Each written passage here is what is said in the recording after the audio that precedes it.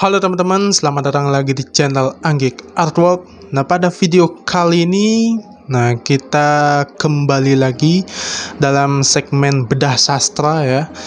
Nah, topik pembahasan pada kali ini itu agak gimana itu, agak seram dikit gitu ya, karena kita akan membahas sisi lain dari Bali gitu. Karena ada sebuah tradisi di dalamnya yang sangat-sangat unik. Nah, kita akan membahas suatu topik tentang ilmu leak yang ada di Bali. Nah, kalau untuk orang-orang Bali sih mendengar ilmu leak tersebut ya sudah biasa gitu ya. Namun kita akan kali ini membahas secara detail, secara rinci tentang apa sih sebenarnya ilmu leak tersebut, dan katanya ilmu leak tersebut bukanlah ilmu hitam. Nah, nanti kita akan bahas secara lebih mendetail, dan kita juga membahas apakah ilmu leak ini zaman sekarang, zaman yang sudah maju, apakah masih ada di tengah-tengah masyarakat.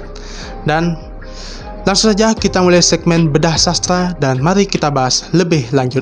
Nah, sebelum kita bahas lebih lanjut nih tentang leak gitu ya, mari kita bahas dulu pengertian dari leak tersebut. Berdasarkan artikel yang ditulis oleh Tribun Bali, leak tersebut sebenarnya berasal dari kata liak ya, yang merupakan gabungan dari kata li dan ak, yang artinya li itu artinya linggih, ak itu artinya aksara, atau bisa diartikan juga sebagai linueh ikang aksara. Jadi sebenarnya ilmu leak itu adalah bagaimana kita menempatkan aksara di dalam tubuh kita. Nah, itulah ilmu leak. Dan ilmu leak ini tergolong ke dalam ilmu tantra ya, yang dimana pengaplikasiannya tidak boleh sembarangan dan praktiknya juga bersifat rahasia. Nah, dalam perwujudannya, leak ini sering digambarkan sebagai sosok yang menyeramkan. Dan biasanya orang-orang awam biasanya menggambarkan leak itu sebagai sosok yang mukanya itu kayak topeng rangda ya, seperti itu. Namun sebenarnya leak itu sebenarnya wujudnya itu berbeda-beda tergantung dari tingkatannya. Waduh, udah kayak sekolah aja ya, ada tingkatannya gitu ya. Nah, ilmu leak ini juga ada tingkatannya, dari yang newbie ya level 1 sampai level yang paling tinggi yaitu level 10. Nah, berdasarkan catatan yang dimiliki oleh Dersi Bujangga Waisnawa Kertabuana dari Griya Batur Girimurti Glogor Denpasar, disebutkan ada 10 tingkatan leak dan perubahannya. Nah, pada tingkat pertama ini tingkat yang paling rendah gitu ya.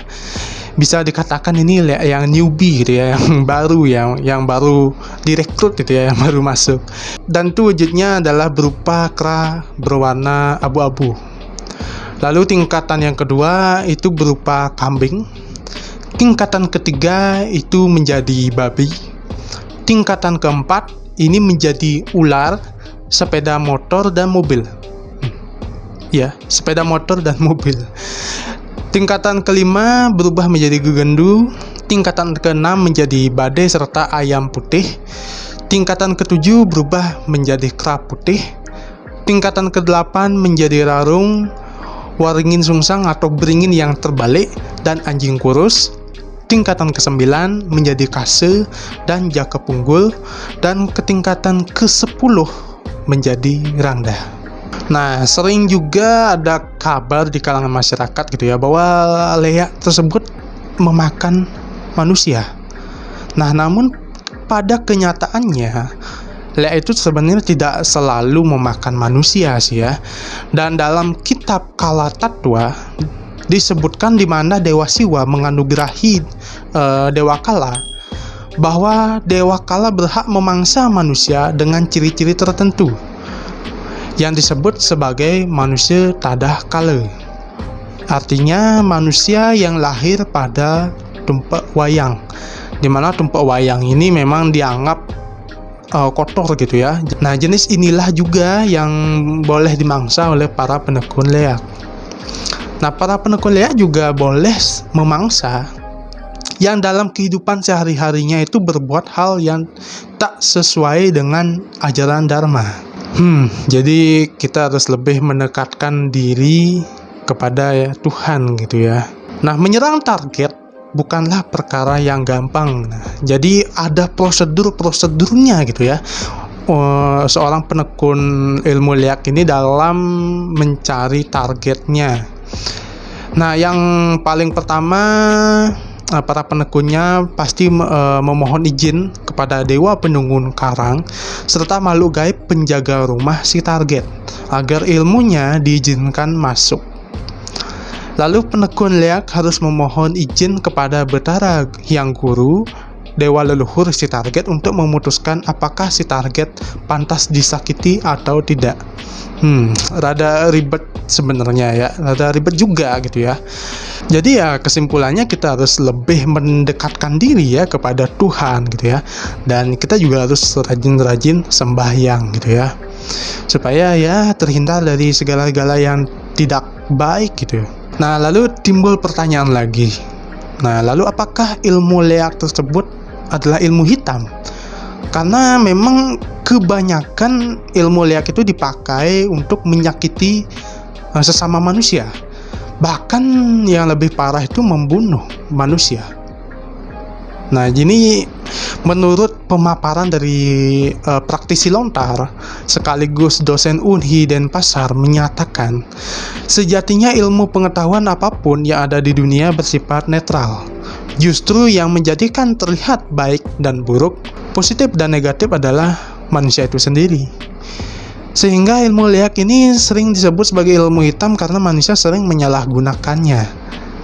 Dan banyak juga manusia yang mempelajari ilmu leak ini hanya untuk balas dendam dan iri hati kepada orang lain. Ya, kalau begini ya dosanya ditanggung sendiri aja gitu ya. Selanjutnya timbul pertanyaan lagi. Apakah leak di Bali ini masih ada? Penekun-penekunnya itu masih ada? Nah, pertanyaan ini memang agak susah dijawab sih sebenarnya, karena saya sendiri tidak pernah menemukan secara langsung. Karena memang saya ini bukan tipe orang yang indigo atau yang gampang banget nemuin yang makhluk-makhluk yang supranatural gitu ya. Tapi kalau dari masyarakat secara umum, ilmu leak ini masih ada dan masih berkembang hingga saat ini. Hal ini dipercaya karena salah satu penyebab orang yang mampu menguasai ilmu pengeliakan ini adalah karena faktor keturunan. Jadi di zaman dahulu jika ada seseorang yang menguasai ilmu pengeliakan ini, maka akan diwariskan secara turun-temurun kepada anak, lalu kepada cucunya, dan seterusnya. Oke teman-teman, sampai di sini saja video saya kali ini. Ya, penjelasan tadi ya bukan untuk menakut-nakuti teman-teman gitu ya. Justru mengajak teman-teman semua untuk tetap waspada dan selalu bersikap sopan dimanapun berada, dan selalu menghormati tradisi-tradisi yang ada di daerah tertentu ya. Kalau misalnya teman-teman mau, misalnya yang dari luar Bali mau ke Bali misalnya, mau liburan atau gimana gitu ya, ya hormati saja tradisi-tradisi yang ada di sini ya. Jangan dan perilaku sopan santun itu tetap dijaga gitu ya. Dan semoga video ini menjadi pengetahuan baru untuk teman-teman semua, dan jangan lupa tinggalkan like, komen, dan subscribe. Sampai bertemu lagi di video saya selanjutnya, dan goodbye.